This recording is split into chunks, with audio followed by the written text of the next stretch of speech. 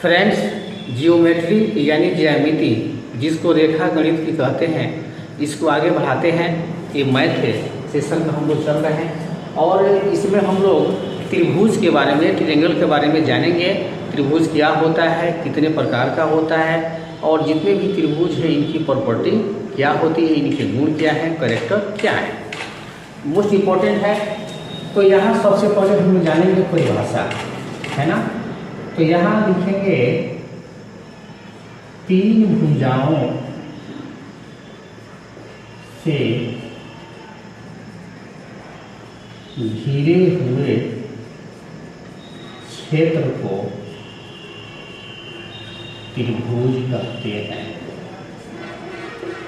ये ना त्रिभुज का सिंबल है, संकेत है। अब तीन भुजा सपोज मान लीजिए यहाँ ए है, ये बी है और ये सी है। तो त्रिभुज में तीन भुजाएं हैं। तो भुजा कौन कौन से हैं?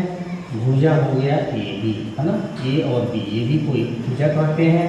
और ये बी सी है, बी सी भुजा है और ये ए सी भुजा है। दोस्तों, त्रिभुज के तीन कोण भी, थ्री एंगल भी होते हैं, है ना। तो एंगल है, इसको एंगल ए लिख सकते हैं, एंगल बी और angle C, A B C. ये एंगल को आप ऐसे भी लिख सकते हैं, एंगल ए बी सी, या इसको लिखेंगे एंगल बी ए सी, या इसको लिखेंगे एंगल ए सी बी। ऐसे ही एंगल को, कोण को लिखा जाता है, ठीक है। तो त्रिभुज के कितने भाग हो गए यहाँ देख लेंगे। तीन कोण हो गए, तीन भुजा। और यहाँ ये जो पॉइंट है, मतलब ये जहाँ दो रेखाएं बी ए और सी ए मिल रही हैं, इसको क्या बोलते हैं? इसको त्रिभुज का शीर्ष बोलते हैं, शीर्ष, है ना, ये वर्टेक्स है, ठीक है। तो त्रिभुज के कुल कितने पार्ट हो गए? तो तीन भुजा हो गया और तीन कोण हो गया और तीन वर्टिसेज हो गए। तो टोटल कितने हो गए? 9, ठीक है। आगे बढ़ते हैं। इसके बाद हम जानेंगे त्रिभुज के कुछ प्रॉपर्टी भी जानते चलते हैं। जैसे है यहाँ त्रिभुज का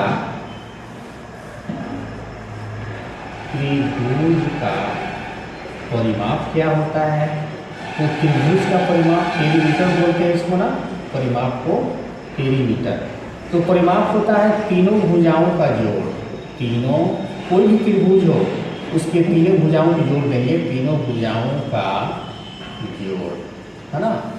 तो तीनों भुजाओं का जोड़ का मतलब क्या हुआ? ए बी की लंबाई प्लस बी सी की लंबाई प्लस ए सी की लंबाई, ये हो जाएगा त्रिभुज का परिमाप, ठीक है। उसके बाद है त्रिभुज के तीनों अंतःकोण। त्रिभुज के तीनों अंतःकोणों का योगफल कितना होता है? 180 डिग्री, यानी दो समकोण, है ना। एक समकोण में 90 डिग्री होता है, ये हो जाएगा दो समकोण या 180 डिग्री। इसके बाद है त्रिभुज, कोई भी त्रिभुज है, त्रिभुज के किन्हीं दो भुजाओं, त्रिभुज के किन्हीं दो भुजाओं की लंबाइयों का योगफल तीसरी भुजा से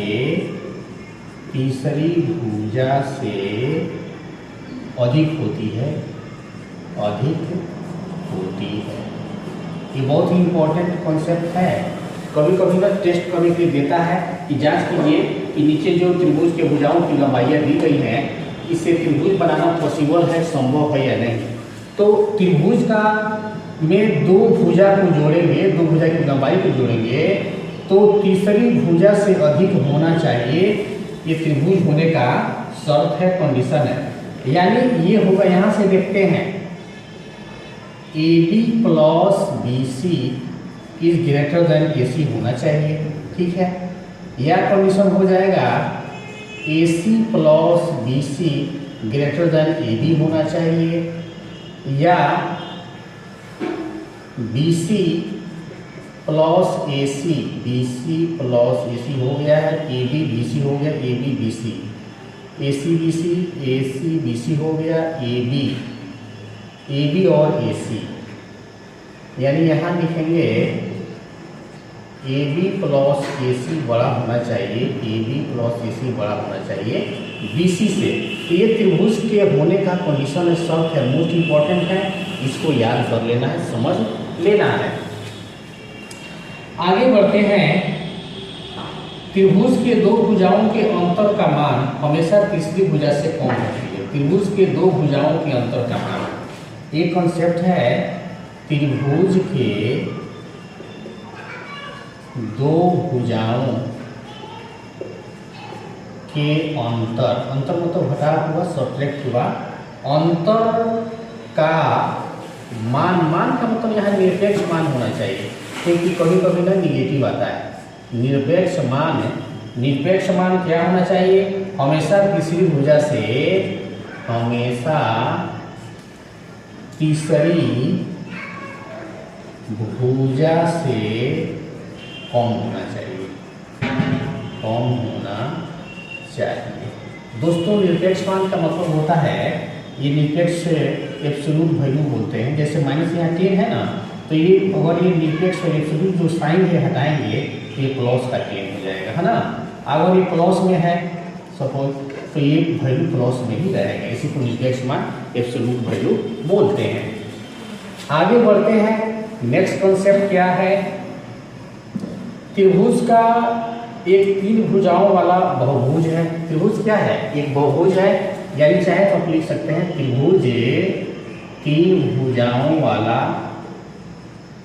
तीन भुजाओं वाला बहुभुज है, बहुभुज है, ठीक है। ये भी एक पॉलीगन ही है जिसमें 3 साइड होते हैं, ठीक है, याद रखना है। इसके बाद है त्रिभुज के तीनों बहिष्कोणों का योग 360 होता है। त्रिभुज के तीनों बहिष्कोण मतलब बाहरी कोण, है ना, बहिष्कोणों का योग 360 डिग्री होता है। अब ये बहिष्कोण क्या है, थोड़ा इसको समझिए। ये मान लीजिए ये कोई त्रिभुज है PQR, ठीक है, PQR कोई त्रिभुज है। तो अगर हम इस भुजा को थोड़ा आगे बढ़ा दें, इसको भी थोड़ा हम आगे बढ़ा देते हैं, यहाँ B है, और इसको भी आगे बढ़ा देते हैं, ठीक है। तो बहिष्कोण का मतलब हुआ ये बाहर का कोण, ठीक है, ये बाहर का कोण और ये बाहर का कोण, इसी को बहिष्कोण बोलते हैं। तो त्रिभुज के तीनों बहिष्कोणों का योग कितना होता है, 360 डिग्री होता है। इस कॉन्सेप्ट को आपको याद रखना चाहिए। अगर हम यह नाम दे दें बहिष्कोण, ये वाला अगर x है, ये y है, ये z है, तो x plus y plus z क्या हो जाएगा, 360 डिग्री। तो 360 में कितना समकोण होगा, 4 समकोण होगा ना, एक समकोण 90 डिग्री होता है, तो 9 चौके 36, 4 समकोण। आप इस कॉन्सेप्ट को याद रखेंगे, ये 4 समकोण होता है, ऑब्जेक्टिव में पूछता है ये। चलिए नेक्स्ट कॉन्सेप्ट देखते हैं। त्रिभुज क्या है, त्रिभुज एक उत्तल बहुभुज है, उत्तल बहुभुज है। आप जानते होंगे बहुभुज 2 प्रकार के होते हैं, एक उत्तल बहुभुज और एक अवतल बहुभुज। ये कभी बता देंगे उत्तल और अवतल। इसके बाद है, क्योंकि हम लोग त्रिभुज में चल रहे हैं, त्रिभुज में बड़े कोण के सामने की भुजा बड़ी और छोटे कोण के सामने की भुजा छोटी होती है। किसी त्रिभुज में बड़े कोण के सामने की भुजा बड़ी और छोटे कोण के सामने की भुजा छोटी होती है, छोटी होती है। ये कंसेप्ट याद रखना है। जैसे मान लीजिए ये कोई त्रिभुज है ना, तो इस त्रिभुज में सपोज ये कोण मान लेते हैं 80 डिग्री का, है ना, और ये हो गया 60 डिग्री, तो 8 6 14 हुआ 140, तो ये हो गया 40 डिग्री मान लेते हैं PQR। कौन है किसी त्रिभुज में बड़े कोण के सामने की भुजा बड़ी, तो इसमें देखेंगे सबसे बड़ा कोण कौन है, ये 80 डिग्री है ना, तो इसके सामने की जो भुजा है PQ, तो PQ हमेशा बड़ी होगी किससे, PR से, या PQ बड़ी होगी RQ से, क्योंकि सबसे बड़ा कोण है। और सबसे छोटी भुजा कौन होगी, जो छोटे कोण की सामने वाली भुजा है। तो इसमें भुजा कौन है, PR, तो इसमें PR हमेशा छोटी होगी किससे, बाकी दोनों से, चाहे PQ हो या PR छोटी होगी RQ से। कहने का मतलब ये है कि किसी भी त्रिभुज में जो कोण बड़ा होता है ना, इसके सामने की भुजा बड़ी होती है, ठीक है, तो ये यहाँ लिख देते हैं बड़ी।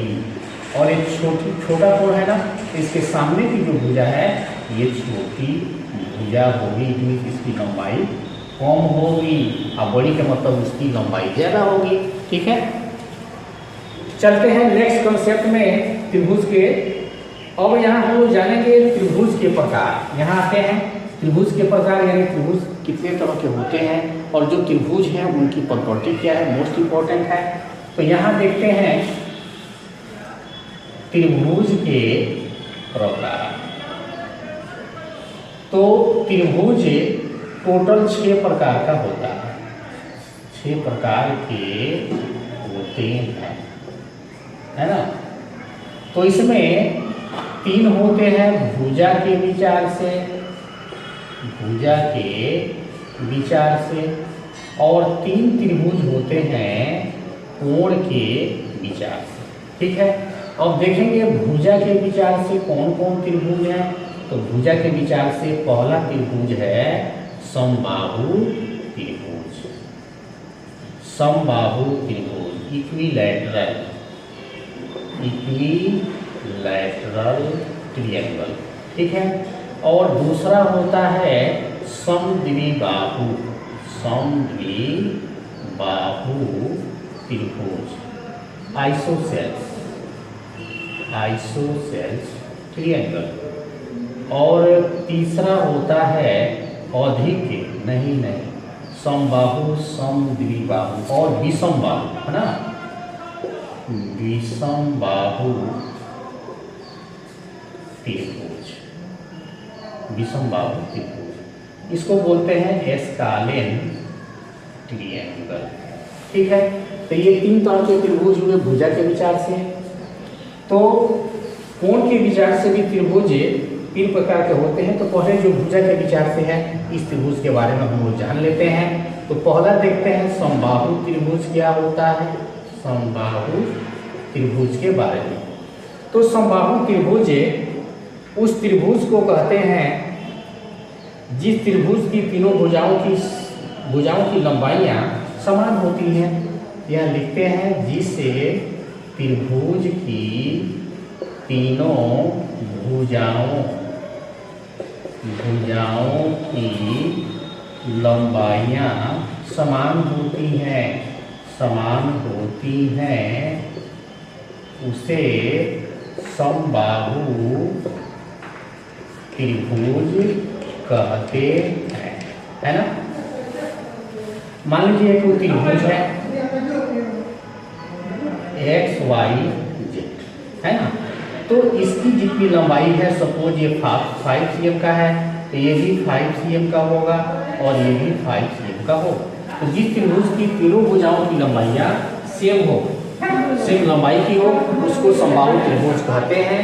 और दोस्तों समबाहु त्रिभुज में तीनों कोण बराबर होते हैं, क्योंकि जब भुजा की लंबाइयाँ बराबर होंगी तो उनके कोण भी बराबर होंगे, या कोण एंगल अगर बराबर हैं तो उनके भुजा की लंबाई भी बराबर है। यहाँ लिख देते हैं समबाहु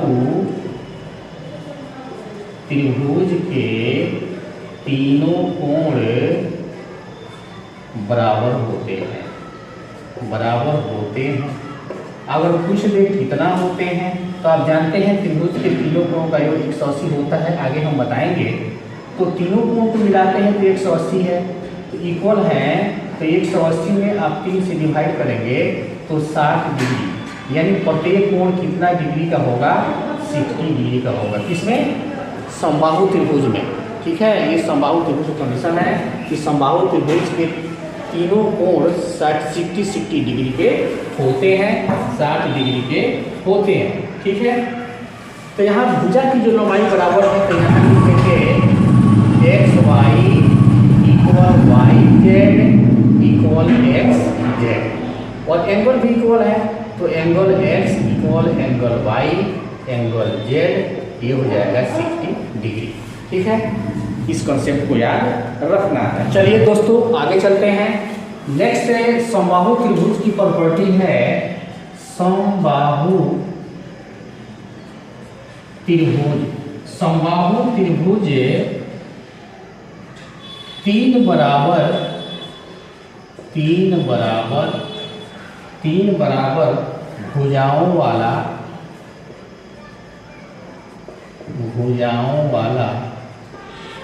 एक समबाहुभुज है। समबाहुभुज है। समबाहुभुज क्या होता है, जिस बहुभुज के सभी भुजाओं की लंबाई इक्वल होती हैं, बराबर होती हैं, उसको समबाहुभुज के नाम से जानते हैं। दूसरा देखते हैं, सेकंड जो त्रिभुज है उस त्रिभुज का नाम है समद्विबाहु। समद्विबाहु त्रिभुज ये क्या होता है, तो जिससे त्रिभुज की दो भुजाओं की लंबाइयाँ समान होती हैं, उसे समद्विबाहु त्रिभुज कहते हैं, है ना, समझते।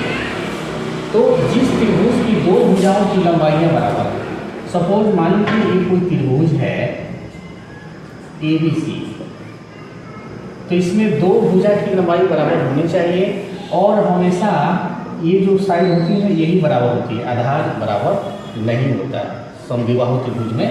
तो ये दो साइड हमेशा इक्वल होते हैं। तो समद्विबाहु त्रिभुज का कंडीशन क्या है, AB ये भुजा की लंबाई, AB की लंबाई AC के बराबर होनी चाहिए।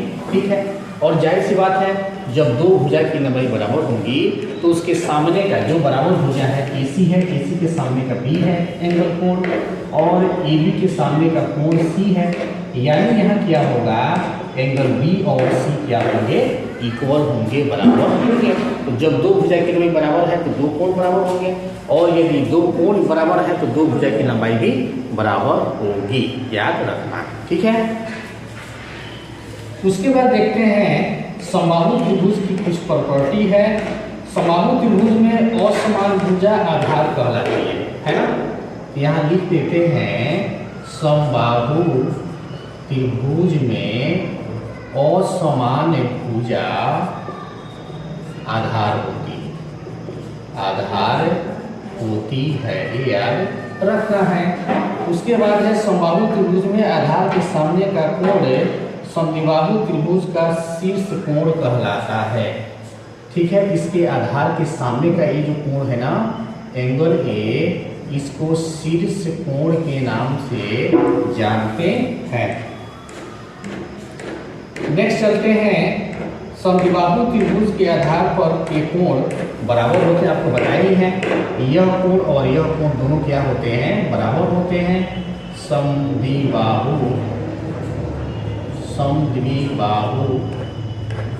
त्रिभुज के आधार पर के कोण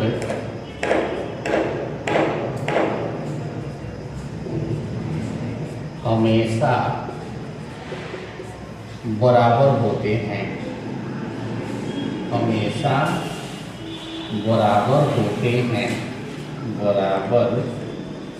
होते हैं, ठीक है। नेक्स्ट कंसेप्ट देखते हैं आधार के कोण बराबर होते हैं, यानी बी और सी दोनों एंगल, बी और सी दोनों कोण बराबर हैं, ये तो हमने बता ही दिया।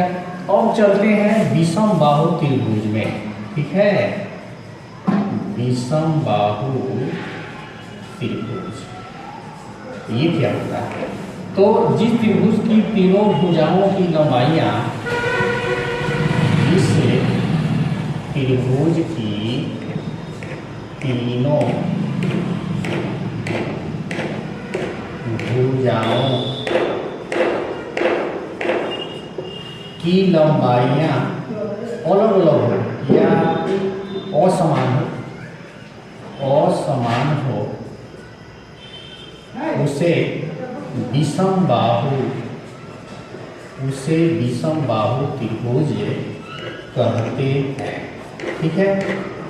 जैसे मान लीजिए ये कोई त्रिभुज है, सपोज इसको नाम देते हैं PQR, तो ये 5 cm का है, ये 10 cm का है और सपोज ये 12 cm का है। तो यहाँ देखेंगे तीनों भुजा की जो लेंथ है, लंबाई है, वो अलग अलग है ना। तो इसलिए कौन सा त्रिभुज है? विषम बाहु। विषम मतलब अलग अलग, अब बाहु मतलब भुजा, जिस त्रिभुज की तीनों भुजाओं की लंबाइयाँ अलग हो। तो जाहिर सी बात है, अगर त्रिभुज के भुजा की लंबाई जब अलग अलग है तो इसका एंगल क्या होगा, कोण क्या होगा? कोण भी अलग अलग डिग्री मान की होगी, ठीक है। तो इसके जब भुजा असमान है तो कोण भी यहाँ लिख देते हैं विषम बाहु त्रिभुज के प्रत्येक कोण अलग अलग मान के होते हैं या भिन्न मान के, है ना, भिन्न मान के होते हैं। इस कंसेप्ट को याद रखना है। इसके बाद है, आपको बताया कि ये तीनों अलग अलग मान के होते हैं, 3 त्रिभुज हो गया। अब चलते हैं दोस्तों कोण के विचार। ये भुजा के विचार से 3 त्रिभुज हो गया, हुआ ना, ये तीसरा था, 3rd नंबर था ये। और यहाँ लिखेंगे कोण के विचार से, देखते हैं कोण के विचार से त्रिभुज के प्रकार, ठीक है, कौन कौन से हैं। तो पहला होता है, फर्स्ट देखते हैं न्यून कोण त्रिभुज। न्यून कोण त्रिभुज एक्यूट एंगल ट्रायंगल, ठीक है। और न्यून कोण के बाद आता है अधिक कोण, या इसके बाद हम समकोण ही रख लेते हैं, समकोण त्रिभुज राइट एंगल ट्रायंगल। और तीसरा होता है अधिक कोण त्रिभुज। अधिक कोण त्रिभुज को कहते हैं ऑब्ट्यूज एंगल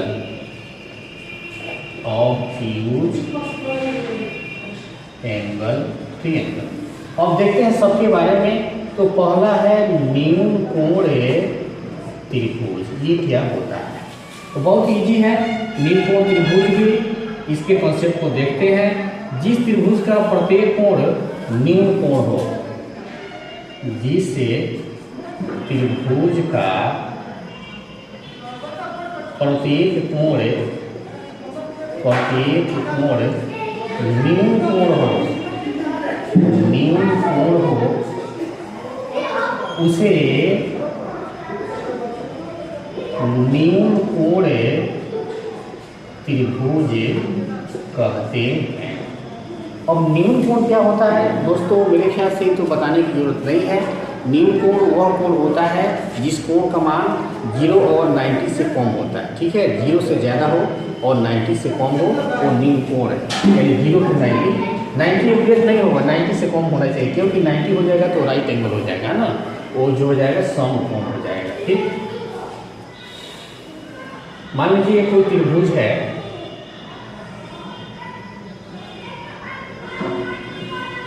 ABC, तो जिस त्रिभुज का प्रत्येक कोण न्यून कोण 90 से कम हो, सपोज ये मान लीजिए 60 का हो और ये 40 का हो तो 7 40 100 हुआ और एक 80 का। देखिए इसका प्रत्येक कोण 90 से कम है ना, इसको बोलते हैं न्यून कोण त्रिभुज। तो अभी हम लोग कोण के विचार से त्रिभुज का स्टडी कर रहे हैं, ठीक है। तो न्यूकोण त्रिभुज समबाहु त्रिभुज नहीं हो सकता है, लेकिन प्रत्येक समबाहु त्रिभुज एक न्यूकोण भी हो सकता है। इसकी प्रॉपर्टी देखते हैं, बहुत ही इंपॉर्टेंट प्रॉपर्टी है। प्रत्येक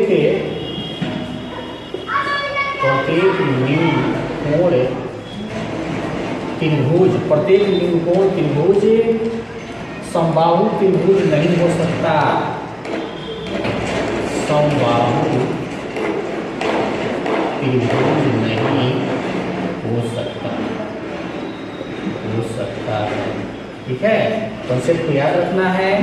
इसके बाद है प्रत्येक समबाहु त्रिभुज एक न्यूकोण त्रिभुज भी हो सकता है। प्रत्येक समबाहु त्रिभुज एक न्यूकोण त्रिभुज हो सकता है। क्यों? देखिए आप जानते हैं कि समबाहु त्रिभुज का प्रत्येक कोण कितने डिग्री का होता है? 60 डिग्री। और 60 डिग्री न्यून कोण है कि नहीं? तो जब प्रत्येक कोण 60 का है यानी न्यून है, तो समबाहु त्रिभुज न्यून कोण हो सकता है, क्योंकि इसका प्रत्येक कोण 90 से कम होता है। इस कंसेप्ट को याद रखना है। इसके बाद चलते हैं, सेकेंड आपका त्रिभुज है समकोण त्रिभुज, राइट एंगल। तो जिस त्रिभुज का एक कोण समकोण होता है, ये तो आप जानते ही होंगे, जिस त्रिभुज का एक कोण समकोण होता है, समकोण का मतलब क्या हुआ? 90 डिग्री है ना, उसे समकोण त्रिभुज कहते हैं।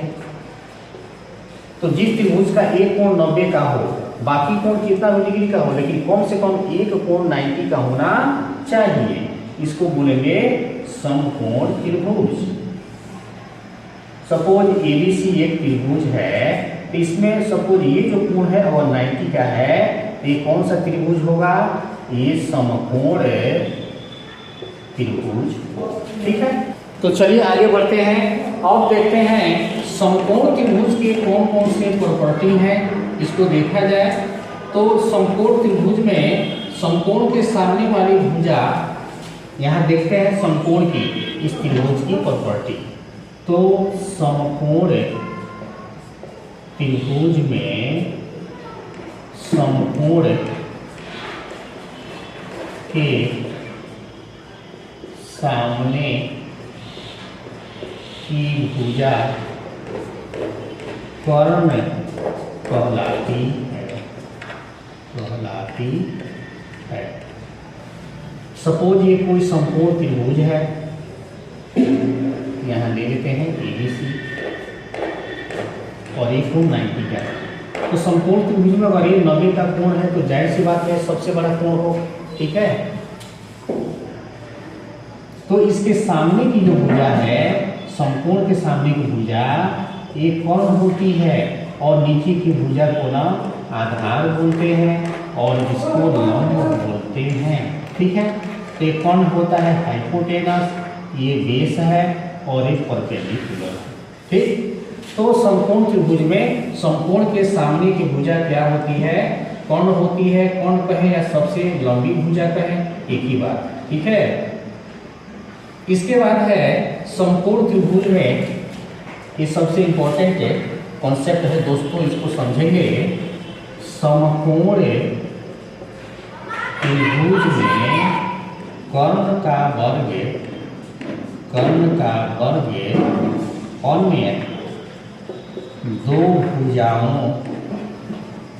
अन्य दो भुजाओं के वर्गों के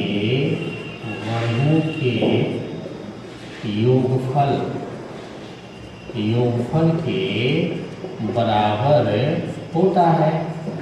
इस कॉन्सेप्ट को याद रखना है।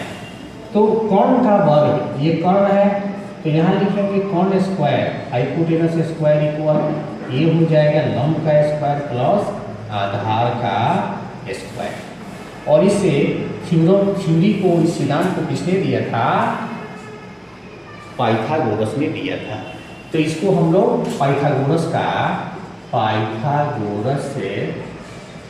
प्रमेय भी कहते हैं। ठीक है, ये पाइथागोरस का प्रमेय भी कहलाता है। किसी भी समकोण त्रिभुज में कोण का वर्ग लंब का वर्ग और आधार के वर्ग के योगफल के बराबर होता है। या यूं कहें कि किसी भी समकोण त्रिभुज में कोण का वर्ग अन्य दो भुजाओं के वर्गों के योगफल के बराबर होता है। आगे बढ़ते हैं दोस्तों। इसके बाद है समकोण त्रिभुज में कोण के अतिरिक्त जो दो भुजाएं परस्पर लंब और आधार कहलाती है तो बता ही दिए। समकोण त्रिभुज, समद्विबाहु त्रिभुज या विषमबाहु त्रिभुज में कोई भी त्रिभुज एक हो सकता है। समकोण त्रिभुज की दोनों भुजाएं कभी बराबर नहीं हो सकती, ये समझ लेंगे। समकोण त्रिभुज की सभी भुजाएं कभी भी बराबर नहीं हो सकती, क्योंकि जब बराबर हो जाएंगी तो कौन सा त्रिभुज हो जाएगा? समबाहु त्रिभुज हो जाएगा। तब तो समकोण तो रहेगा नहीं। इसलिए समकोण में सबसे बड़ा कोण 90 का होना अनिवार्य है। और जब 90 का बड़ा कोण होगा तो जाहिर सी बात है अन्य दो कोण हैं वो 90 के तो हो नहीं सकते, क्योंकि त्रिभुज के तीनों कोणों का योगफल कितना होता है? 180। अगर हम 90 को लॉस करते हैं, बराबर करते हैं, तो ये 270 होगा ना। तो ये क्या होगा? ये बात गलत हो जाएगी। इसलिए समकोण त्रिभुज में जो भुजाएं होती हैं उनकी लंबाइयाँ कभी भी बराबर नहीं हो सकती हैं। इस कंसेप्ट को याद रखना है। अब चलते हैं अधिक कोण, जो तीसरा है ना, अधिक कोण त्रिभुज। इसको समझते हैं। अधिक कोण त्रिभुज क्या होता है? जिस त्रिभुज में एक कोण अधिक कोण हो, जिससे त्रिभुज में एक कोण अधिक कोण हो,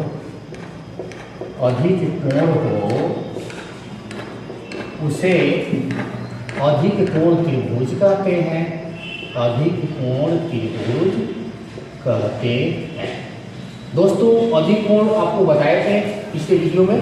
अधिक कोण क्या होता है? जिस कोण का मान 90 से ज़्यादा हो और 180 से कम हो, यानी 90 से बड़ा होना चाहिए लेकिन 180 से अधिक नहीं होना चाहिए। ठीक है, वो होता है अधिक कोण। अधिक कोण 180 से कम हो और 90 से ज़्यादा। ठीक है, अधिक कोण। इसके बाद है अब हम अधिक कोण, थोड़ा यहाँ अधिक कोण को समझते हैं।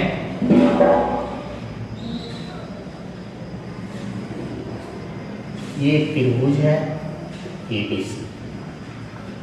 सपोज ये जो कोण है वह 120 डिग्री का है ना, और ये एंगल सपोज 40 का है। तो 120 और 40 कितना हुआ? 160 हुआ। और तो ये हो जाएगा 20 का, क्योंकि तीनों कोणों का योग 180 डिग्री होता है। तो 140 और 60 जगह हो गया क्या? 120 और 20, 140 और 40, 180 हुआ। 120 और 40, 160, 80। ठीक है, तो ये जो कोण देखेंगे, जो B है 120 डिग्री का है, तो यह जो कोण है ये 90 से ज़्यादा है। 90 से ज़्यादा है ना, लेकिन 180 से क्या है? ये 180 से ये छोटा है। ठीक, तो यह अधिक कोण त्रिभुज हुआ। सीधी सी बात है, जिस त्रिभुज का एक कोण 90 डिग्री से अधिक होता है उसको अधिक कोण त्रिभुज के नाम से जानते हैं। आगे बढ़ते हैं। अधिक कोण त्रिभुज में एक कोण अधिक कोण और दो कोण न्यून कोण होते हैं। बाकी जो दो कोण होंगे ना वो न्यून कोण मतलब 90 डिग्री से हमेशा 90 डिग्री से कम होंगे। जब एक अधिक कोण है तो बाकी जो दो एंगल है वो क्या है? तो न्यून कोण है। ये 100% ये भी न्यून कोण होगा। ठीक है, उसके बाद है अधिकोण त्रिभुज कभी भी समबाहु त्रिभुज नहीं हो सकता है। अधिक कोण त्रिभुज कभी भी समबाहु त्रिभुज नहीं हो सकता है। क्योंकि अगर समबाहु होगा तो एक कोण 90 से ज़्यादा कैसे होगा? समबाहु का तो प्रत्येक कोण 60 का होता ही है, तो फिर वो अधिकोण त्रिभुज तो रहेगा नहीं। इसलिए अधिकोण त्रिभुज कभी भी समबाहु त्रिभुज के कैटेगरी में नहीं आ सकता। इस बात को याद रखना है।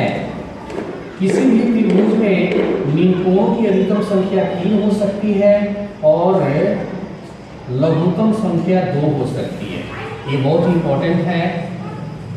किसी भी त्रिभुज में अधिकतम 3 न्यून कोण हो सकते हैं, ठीक है, और न्यूनतम 2 न्यून कोण हो सकते हैं। इस कॉन्सेप्ट को याद रखना है।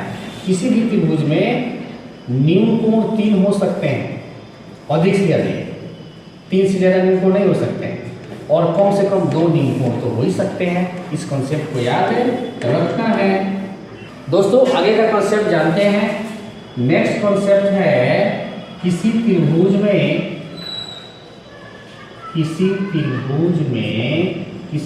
में बाहरी कोण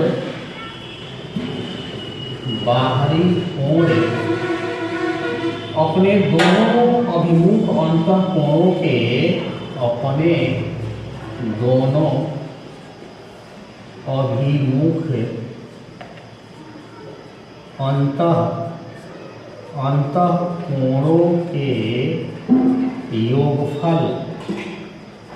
योगफल के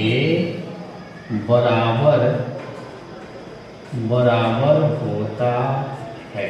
इस कॉन्सेप्ट को याद रखना है। इसको समझते हैं। सपोज ये मान लीजिए ये कोई त्रिभुज है ABC, और यहाँ हम डी देते हैं। ये इसको सी भुजा को आगे की तरफ DC भुजा को यानी BC भुजा को आगे की ओर बढ़ाया गया है। तो यहाँ कॉन्सेप्ट क्या करता है कि एंगल ACD बराबर होगा एंगल ACD। ये वाला जो एंगल है अभिमुख अंतःकोण क्या होता है, इसके सामने जो 2 कोण बने हैं ना अंदर में, इसको बोलते हैं अभिमुख अंतःकोण, angle A plus angle B। ये हमेशा लागू होता है, आपको याद रखना है।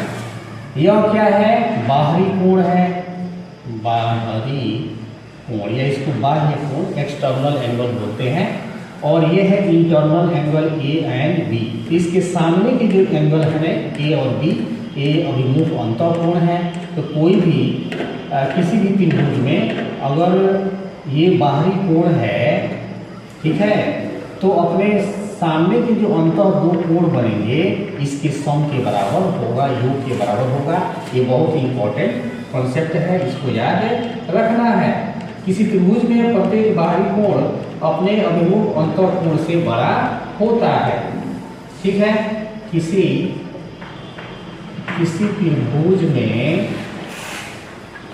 त्रिभुज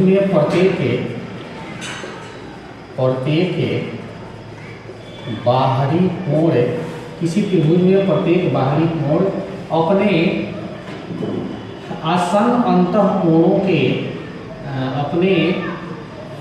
किसी त्रिभुज में प्रत्येक बाहरी कोण अपने प्रत्येक अभिमुख अंतःकोण से बाहरी कोण अपने प्रत्येक अभिमुख अंतःकोण से बड़ा होता है, ठीक है। इस कॉन्सेप्ट को याद रखना है। यानी जो एंगल ACD है यह हमेशा बड़ा होगा एंगल B से, या एंगल ACD जो है यह हमेशा बड़ा होगा एंगल AC। इस कॉन्सेप्ट को याद रखना है। इसके बाद है किसी त्रिभुज में प्रत्येक बाहरी कोण अपने अंतःकोण से बड़ा, तो बताएंगे किसी त्रिभुज में प्रत्येक बाहरी कोण अपने अंतःकोण के साथ मिलकर रैखिक युग्म बनाता है, ठीक है। रैखिक युग्म का मतलब हुआ, यहाँ समझ लेंगे, angle ACD plus angle ACB ये हो जाएगा 180। देखते हैं ACD, एंगल ACD ये वाला एंगल है, और ए सी बी यह, ठीक है। ये क्या है, लीनियर पेयर है, याद रखना है। एंगल ए सी बी यानी यह एंगल और यह एंगल दोनों को ऐड करेंगे तो कितना हो जाएगा 180। आपको बताए थे रैखिक युग्म या लीनियर पेयर कौन बनता है, जब दो कोणों का योगफल 180 डिग्री हो जाता है उसको रैखिक युग्म या लीनियर पेयर बोलते हैं। दोस्तों आज हमने ये त्रिभुज का कंसेप्ट बताया और नेक्स्ट वीडियो में आपको हम त्रिभुज की और जो स्पेशल कैरेक्टर होते हैं, गुण होते हैं, विशेषताएं होती हैं जो एग्जाम में मोस्ट इम्पॉर्टेंट होते हैं वो हम बताएंगे। आज के लिए इतना ही, थैंक यू।